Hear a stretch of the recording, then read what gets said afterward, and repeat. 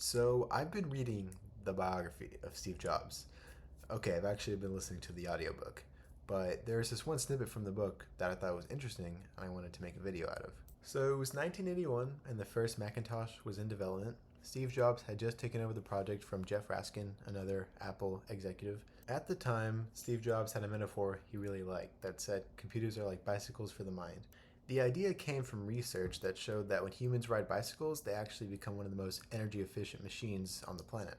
So, similarly to how a bike extends and multiplies how human legs alone can travel, Steve Jobs believed that computers would extend and multiply the mental capacities of humans. And he's definitely got a point, and that is definitely true, but back to the video.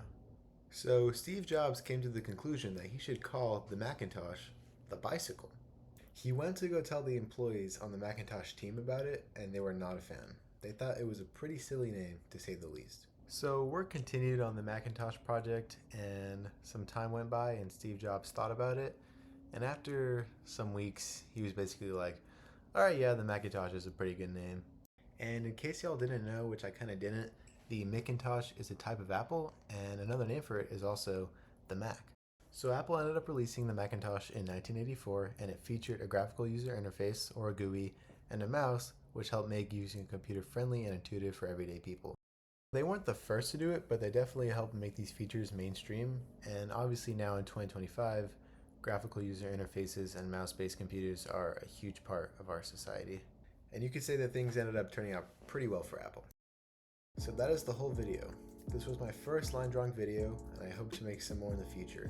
The voiceover may not be the greatest. I definitely need to buy a better mic. And I did think about using an AI voice because that would probably be a lot better. But for now, I'm just going to do some voiceovers myself. And I might use AI voices in the future, but I'll be transparent about it.